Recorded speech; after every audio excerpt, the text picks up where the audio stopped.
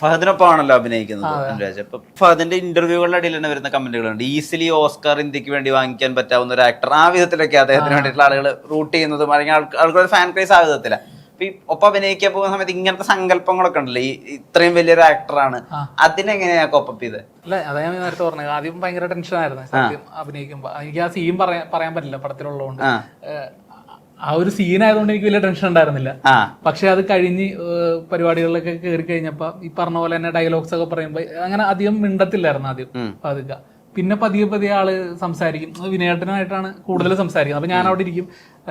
പിന്നെ ആള് സംസാരിച്ചു തുടങ്ങി. ഞാനും എനിക്ക് അങ്ങോട്ട് കയറി മിണ്ടാനുള്ളൊരു പേടിയും ഇതൊക്കെ ഉണ്ടായിരുന്നു.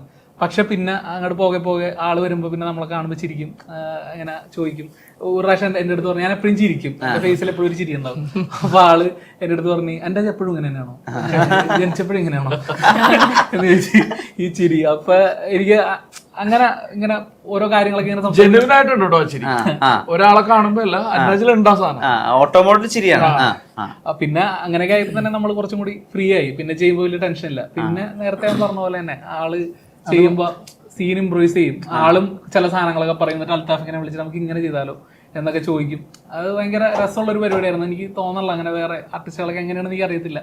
ആ ഒരു ഇത്രയും നമുക്കൊരു സ്വാതന്ത്ര്യം തരാമെന്നുള്ളത് ഇത്രയും. പക്ഷെ എനിക്ക് അത് ഭയങ്കര അടിപൊളിയായിരുന്നു എനിക്ക് ആളുടെ കൂടെ ഉള്ള. അൽത്താഫ് ഇപ്പൊ മണിരത്നം അല്ലെങ്കിൽ ആർ ബാൽക്കോ ഒക്കെ കൂടെ വർക്ക് ചെയ്യാൻ വേണ്ടി കൊതിക്കുന്ന ഒരാളാണ് ഫഹദ്. അപ്പം അദ്ദേഹത്തെ അൽത്താഫ് എന്ത് പറഞ്ഞാണ് കൺവിൻസ് ചെയ്തത്? ഒരു വൺ ലൈൻ സ്പോയിലേഴ്സ് ഇല്ലാതെ പറയാൻ പറ്റുമോ ഓടുകുതിര ചാടുകുതിരയെ പറ്റി? ഇല്ല, ബേസിക്കലി കഥ പറഞ്ഞു. ആത്മാർത്ഥമായിട്ട് ഞാൻ എഴുതിയ എൻ്റെ മനസ്സിലുള്ള വിഷൻ കഥാരൂപത്തിൽ ഞാൻ പറഞ്ഞു. എനിക്ക് അങ്ങനെ കഥ പറയാനൊന്നും വലിയ രീതിയിലൊന്നും അറിയില്ല. പക്ഷെ ഞാനത് സമയമെടുത്ത് ഇവിടുത്തെ കഥ പറഞ്ഞു. ഒരു 10 സീൻ കഴിഞ്ഞപ്പോൾ തന്നെ പുള്ളി നമുക്ക് ചെയ്യാമെന്ന് പറഞ്ഞു. പിന്നെ വെറുതെ വേറെ ചർച്ചകളൊക്കെ പോയി. പിന്നെ ബാക്കി പതിയെ പറഞ്ഞു. അങ്ങനെ അത് ഭയങ്കര അത് കോംപ്ലിക്കേറ്റഡ് ടാസ്ക് ഒന്നും അല്ലായിരുന്നു. ഭയങ്കര ഈസി ആയിരുന്നു. പുള്ളി എനിക്ക് തോന്നുന്നു, ഞാൻ കേട്ടിട്ടുണ്ട് പുള്ളിക്ക് വർക്ക് അല്ലെങ്കിൽ പുള്ളി 5ാമത്തെ സീനൊക്കെ ആകുമ്പോഴേക്കും പറയും നമുക്ക്. എനിക്കങ്ങനെ ഞാൻ ഒരാളുടെ ഇത് സിനിമ ചെയ്യാന്ന് പറഞ്ഞിട്ട് ഞാൻ വന്നിട്ടുള്ളൂ. ഡേറ്റ് എന്ന് പറഞ്ഞിട്ട് അങ്ങനത്തെ ഒരു ടെൻഷൻ അന്നുമില്ല ഇന്നുമില്ല. അപ്പൊ ആരും ഇല്ലെങ്കിലും എനിക്ക് സിനിമ ചെയ്യണം. അപ്പൊ ആ ഒരു രീതിയിൽ തന്നെ ഞാൻ ഇപ്പോഴും പോകുന്നത്. അപ്പൊ അതിന്റെ കണ്ണുകളുടെ ഷോട്ടുകൾ വളരെ ഐക്കോണിക് ആണല്ലോ. ഇപ്പൊ വിക്രത്തിലുണ്ട്, അല്ലെങ്കിൽ തൊണ്ടിമുതലും ദൃസാക്ഷിയിലൊക്കെ കണ്ണുകളുടെ ഷോട്ട് വളരെ പ്രധാനപ്പെട്ടതാണല്ലോ. അപ്പം ഫഹദിന്റെ കണ്ണുകൾ ഷൂട്ട് ചെയ്യുക, അല്ലെങ്കിൽ ഫഹദിന്റെ കണ്ണുകളിൽ ഇതാണ് കമ്മ്യൂണിക്കേറ്റ് ചെയ്യാൻ ഉദ്ദേശിക്കുന്നത്, ആ സമയത്ത് ഒരു എക്സ്ട്രാ വർക്കോ അല്ലെങ്കിൽ ഒരു എക്സ്ട്രാ സ്ക്രിപ്റ്റിൽ എന്തെങ്കിലും ഒരു പുതിയതായിട്ട് റീവർക്ക് അങ്ങനെ എന്തെങ്കിലും ഉണ്ടോ? ഇല്ല, കണ്ണുകളുടെ ഷോട്ട് റൈറ്റ് ലെൻസ് ചൂസ് ചെയ്യുക, അത്രേ ഉള്ളൂ. അല്ലാതെ അത് കറക്റ്റ് പുള്ളി ഇമോട്ട് ചെയ്തോളും. അതിന് വേണ്ട കറക്റ്റ് എന്ത് ലെൻസാണ് കറക്റ്റ് ചൂസ് ചെയ്യുക, അത് മാത്രമേ ഉള്ളൂ. അല്ലാതെ അത് വലിയ അതിലും കോംപ്ലിക്കേഷൻ ഒന്നും ഇല്ല. പുള്ളി അവിടെ നിന്ന് ഒരു സാധനം തരും, അത് ക്യാപ്ചർ ചെയ്യുക, അതിനുള്ള കറക്റ്റ് ലെൻസിങ് എന്താണോ അത് പിടിക്കുക. ഓക്കെ. കല്യാണി മുമ്പ് പറഞ്ഞൊരു കാര്യമുണ്ട്, ഇപ്പൊ ദുൽഖർ കല്യാണിയോട് ഉപദേശിച്ചിട്ടുണ്ട്, കല്യാണിയുടെ ഒരു ഓൺ എന്തെങ്കിലും ആളുകൾക്ക് ഇഷ്ടപ്പെടുന്ന ഒരു ക്വാളിറ്റി അത് ക്യാരക്ടറിലേക്ക് കൊണ്ടുവരാൻ സാധിച്ചാൽ അത് ചിലപ്പോൾ വർക്ക് ആയിരിക്കും എന്നുള്ളത്. ഓടുകുതിര ചാടുകുതിരയിൽ അത് സാധിച്ചിട്ടുണ്ടോ? ഞാൻ ചെയ്യുന്ന എല്ലാ ക്യാരക്ടേഴ്സിലും എന്റെ പേഴ്സണാലിറ്റി കുറച്ചെങ്കിലും ഇൻസേർട്ട് ചെയ്യാറുണ്ട്. ആൻഡ് ഇതിലും ആ ഇമോഷൻസിലും ഞാൻ ഇൻസേർട്ട് ചെയ്തിട്ടുണ്ട് എന്റെ പേഴ്സണാലിറ്റി. ആക്ച്വലി പറഞ്ഞാൽ എനിക്ക് വേറൊരു സിനിമ ഉണ്ട് ഈ ഓണത്തിന്, ആ ക്യാരക്ടറും ഞാനുമായിട്ട് ഒരു ബന്ധമില്ല, 1% കൂടെ ഇല്ല. So I am interested to see how that one comes, but this in the honesty in the emotions there's me. Okay. ഇപ്പൊ എന്ത് ക്യാരക്ടർ എടുത്താലും ഒരു പുഷ് കൊടുക്കാൻ വേണ്ടിയുള്ള ശ്രമം ഉണ്ടല്ലോ. ഇപ്പൊ ഒരു പുതിയ സ്ലാങ് ട്രൈ ഔട്ട് ചെയ്യാനും ശരി, അല്ലെങ്കിൽ ഇപ്പം തല്ലുമലയിലെ പോലെ ഒരു ആറ്റിറ്റ്യൂഡ് പുതിയത് കൊണ്ടുവരാൻ വേണ്ടിയിട്ടാലും ശരി, അത് ക്യാരക്ടർ കയ്യിൽ കിട്ടുമ്പോൾ തീരുമാനിക്കുകയാണ് ഇനി മുതൽ അങ്ങനെ ചെയ്യാന്നുള്ളത്. അത് ഷൂട്ടിങ്ങിന്റെ ഓൺ പ്രോസസ്സിൽ മനസ്സിലാവുകയാണോ ചെയ്യുന്നത്? ഞാനൊരു പുതിയ കാര്യം ഇവിടെ ട്രൈ ഔട്ട് ചെയ്യുക, അങ്ങനെയാണോ ചെയ്യുക? അങ്ങനെ ആക്ച്വലി ഒരു ഫോർമുല ഇല്ല, it depends on each film. ചില സിനിമയില് നമുക്ക് ആദ്യം തന്നെ അറിയാൻ പറ്റും ഇത് വേണമെന്ന്. ചില സിനിമകൾക്ക് ആ പ്രോസസ്സിലൂടെ നമ്മൾ മനസ്സിലാവും ഓക്കെ ഇതാണ് ചെയ്യേണ്ടതെന്ന്. So it's not a real. സുരേഷേട്ട ഐക്കോണിക് വില്ലൻ കഥാപാത്രങ്ങളുണ്ടല്ലോ, ഭയങ്കര ഡ്രെഡഡ് ആയിട്ട് ഒരു തരി പോലും കരുണയില്ലാത്ത മനുഷ്യന്മാർ ചെയ്തിട്ടുണ്ടല്ലോ. ഇപ്പോൾ കുറേം കൂടെയൊക്കെ നന്മയുള്ള, കുറേം കൂടെയൊക്കെ ഈസി ആയിട്ടുള്ള, നമുക്കൊക്കെ എൻജോയ് ചെയ്യാൻ പറ്റുന്ന ക്യാരക്ടറാണ് ചെയ്യുന്നത്. എപ്പോഴെങ്കിലും ഒരു തിരിച്ചുപോക്ക്, അതായത് ഒരു തരി പോലും കരുണയില്ലാത്ത ഒരു മനുഷ്യനായിട്ട് ഇനി അഭിനയിക്കാൻ പറഞ്ഞാൽ അത് അത്ര എളുപ്പത്തിൽ സാധിക്കുമോ? ഇനി സാധിക്കാതിരിക്കാൻ വഴിയൊന്നുമില്ല. ക്യാരക്ടർ കിട്ടുമ്പോൾ തീർച്ചയായിട്ടും ചെയ്യും. ഇപ്പൊ ഒരെണ്ണം ചർച്ചയിലുണ്ട്, ഒരു നെഗറ്റീവ് ക്യാരക്ടർ ഒരെണ്ണം.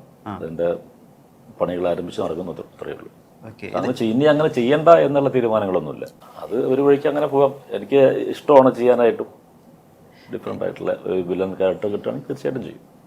ഇപ്പോൾ ആളുകൾക്ക് പ്രത്യേകിച്ച് ഈ കൺസിസ്റ്റർ പട്ടത്തിനൊക്കെ ശേഷം ആളുകൾക്ക് വല്ലാത്തൊരു ഇഷ്ടമുണ്ട്.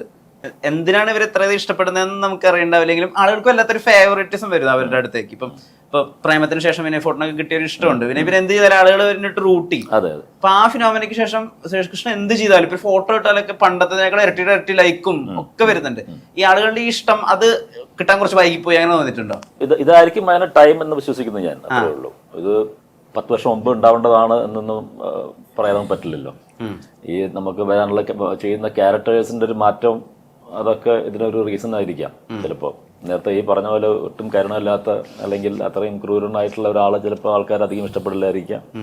ഇപ്പൊ ചെയ്യുന്ന കഥാപാത്രങ്ങളിലൂടെ ആയിരിക്കാം ചിലപ്പോൾ നമ്മളെ അവർ ഇഷ്ടപ്പെടുന്നത്. പിന്നെ ഞാൻ പണ്ടൊന്നും ഇതുപോലത്തെ ഈ പ്രൊമോഷനൊന്നും പോയിരിക്കാനോ അല്ലെങ്കിൽ അതൊന്നും ഞാൻ അപ്പം മുങ്ങുന്ന ആളാണ്. ഞാൻ അവിടെ നിന്ന് അപ്പം എസ്കേപ്പ് ആവും.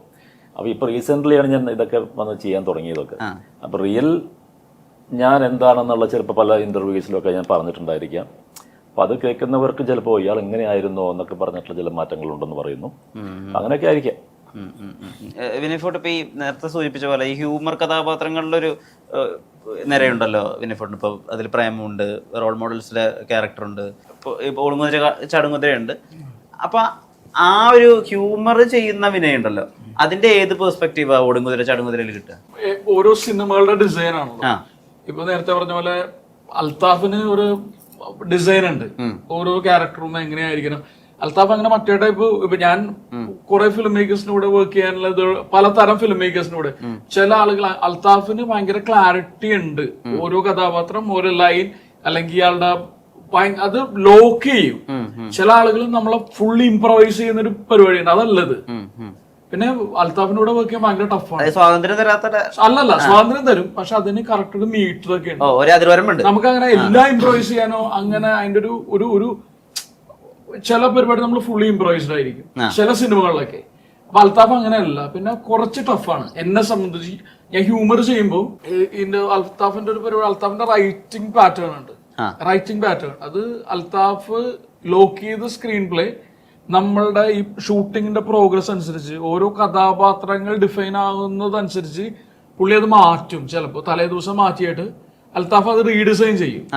അപ്പൊ അങ്ങനെയൊക്കെ. അപ്പൊ ഒരു ലൈൻ ഞാൻ പറയുന്നത്, ഇപ്പൊ ഞാനും വിഷ്ണു കൂടെ അഭിനയിക്കുന്നില്ല, ഞാൻ അനുരാജ് അഭിനയിക്കും. ഞാൻ ഒരു ലൈൻ പറയുമ്പോൾ ഞാൻ ഓൾമോസ്റ്റ് ആ ലൈൻ പറയണം. അതിന്റെ കൗണ്ടറാണ് അനുരാജ് പറയുന്നത്.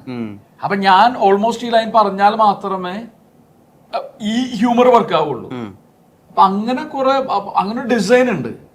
അപ്പൊ ഈ ഒരു പെർഫോമൻസ് മീറ്റർ പറഞ്ഞു കഴിഞ്ഞാൽ ഞാൻ എന്നോട് തുടക്കത്തിലെ പറഞ്ഞു, മറ്റേ ഫിലിം ഇൻസ്റ്റിറ്റ്യൂട്ട് പരിപാടിയുമായിട്ട് വരരുത്.